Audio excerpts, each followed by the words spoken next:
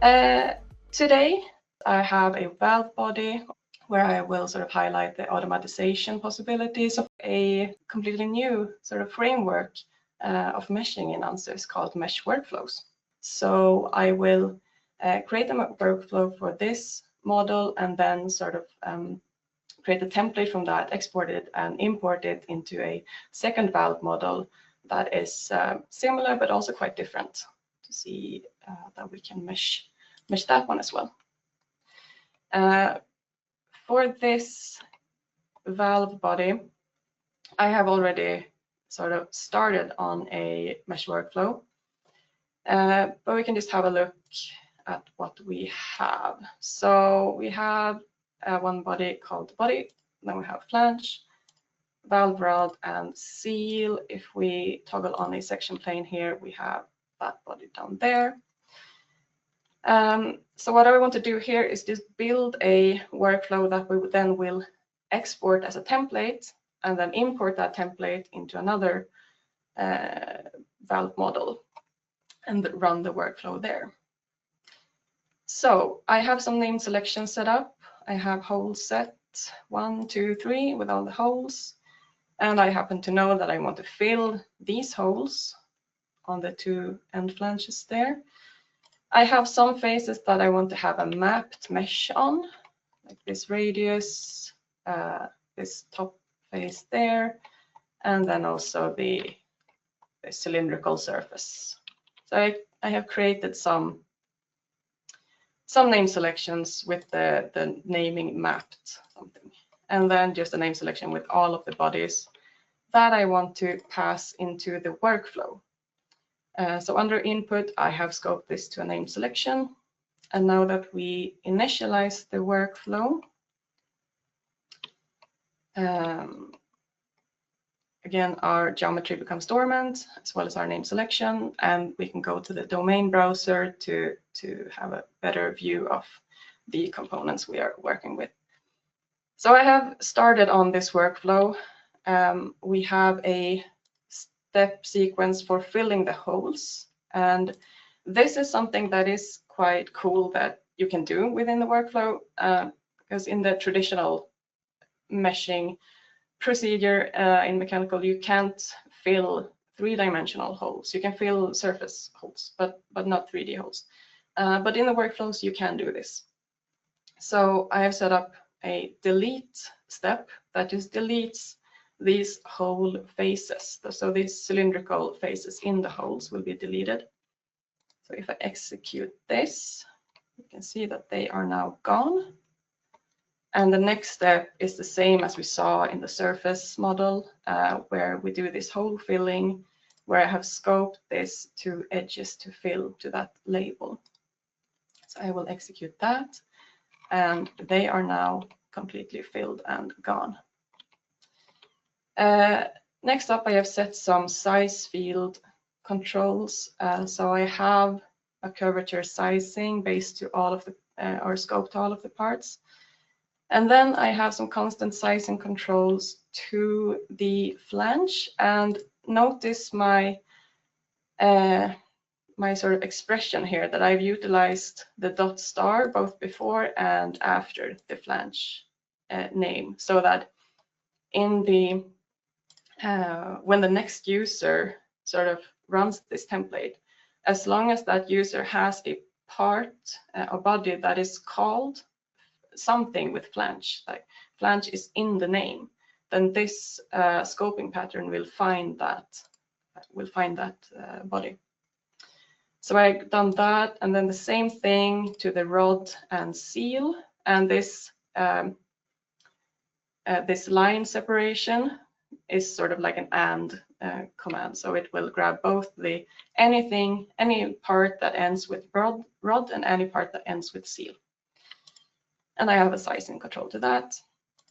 And then I have a constant sizing control to any face that starts with the name mapped and ends with anything with a dot star. So those are my size controls. So we can execute up to that step, and then we can continue building. Because what I wanted to show here is just that we can we can create this mapped triangle mesh on the surfaces that I want to be mapped. In the end, I want this mesh to be a solid tetrahedra mesh, but I will start with doing a quadrilateral multi-zone mesh on all of the labels that start with mapped. So that will grab, again, all of the name selections or labels that I have that begin with mapped. And what I also will insert under this step is the mapped meshing control. So I will specify that these faces will be mapped mesh. And again, any label that begins with mapped. So, sorry, I want this to be based on my size field as well. I don't want it to be a constant size surface mesh. I want it to be a size field surface mesh, so it's based on the local controls I have specified. And I want to pull the size field from upstream, so I specify it by outcome. And let's go ahead and execute that step. And we have this quadrilateral mapped mesh on those surfaces. And the next step I will do, again, I want this to be a tetrahedra mesh in the end. So I have to go in and run this improve surface mesh step, because there we have quadrilaterals to triangles splitting. And based on label mapped, execute, and now those quadrilaterals have been split into triangles. So I have my mapped faces now under control, and I will go ahead and mesh the remaining surfaces. So I'll do mesh surface. Again, based on the size field I have created, and I want to pull it from upstream, so specify by outcome. I want to mesh now all of the parts, so just scope all. I want it to be meshed with triangles, and I also want to retain existing mesh, so that I will switch to yes, so that it doesn't write over the mesh that is already created. Execute this. There we go. And again, it's only a surface mesh, so we can't see anything on the inside. But let's insert mesh operations, volume, mesh volume,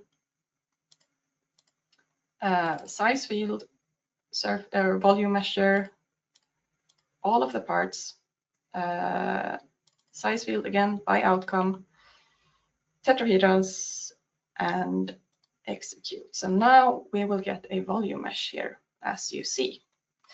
And lastly, again, this is now a first order mesh, no mid-side nodes, but if we have a close look on this curvature, and then we insert volume, improve volume mesh, insert second order conversion to everything, and project on geometry, yes, we will see that this curvature is now sort of better resolved. I can revert to that step to make it a bit clearer and execute it once more so that you can see. So there's my volume mesh of this valve model. And now, as a sort of methods or workflow developer, so to say, I want to export this template, and I want the next user to have some controls more easily available. I want to sort of say, you can change these parameters to adjust it to your model, and that I can sort of highlight by publishing properties. So now we will look at the property worksheet. And I have to revert all the way back to be able to actually publish these properties. So let me just clear that for now. Because I just want to highlight the publish properties option. So again, as a developer, I want the next user to be able to steer the scoping of what holes to fill. So I will publish this scoping pattern, and it usually has this default name. I have altered the name previously, so I think it just caught on to that name from memory. But in general, it has some default name, and you would change that name to something that makes more sense for the next user. And same thing with the hole filling.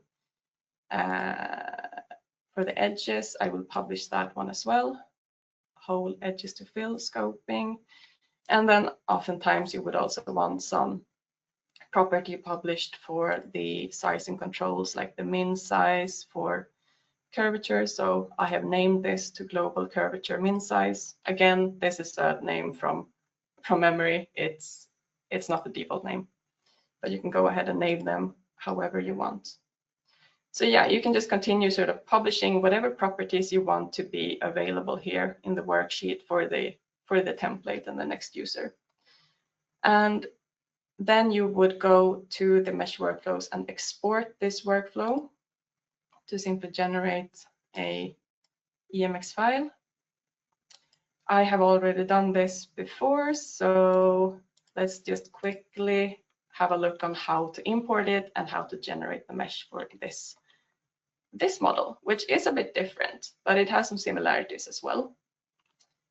Under geometry, I have named the parts quite similarly. I have flange 1, 2, 3, 4. I have the body, seal, and rod. And under name selections, I have quite similar naming convention there as well. Faces that I want to be mapped, they begin with mapped. And then I have some hole sets. So let's insert a mesh workflow, custom mesh workflow.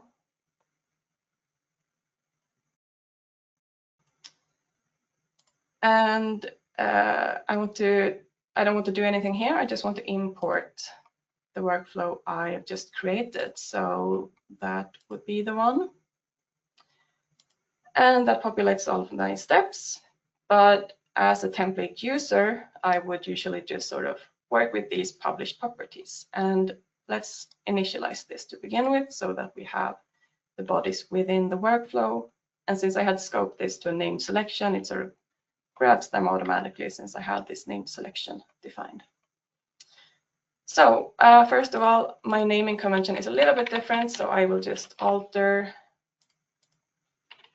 I have this one called edges set 1, just to make sure that it finds the holes to delete. I just selected these holes in the base just as an example, and then we can toggle between the steps, so we can see now the deletion and the filling of the hole, and these scopings are no longer available since we have passed those steps, so to say. We can't alter the input anymore. And next we have the sizing, size field creation. Doesn't do anything visually, but in the next step we are meshing the meshed faces. And yeah, if we're okay with this, we could, for example, click play to generate all of the remaining steps and have a look at the final mesh. But maybe I think that's a little bit too coarse and it doesn't really capture the curvature of the holes that I want to keep that well. So I can clear this workflow. I can reduce the curvature min size. I could adjust the normal angle. Maybe I want the mapped faces also to be of a finer element size, and I can just play through that workflow all together again.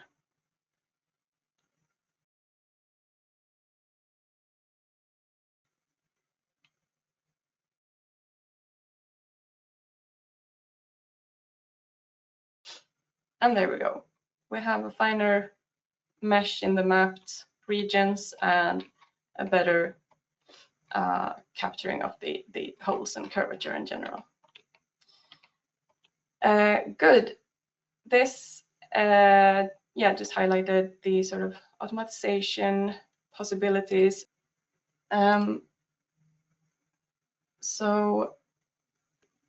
Yeah, big thanks for attending this Ansys meshing demonstrations.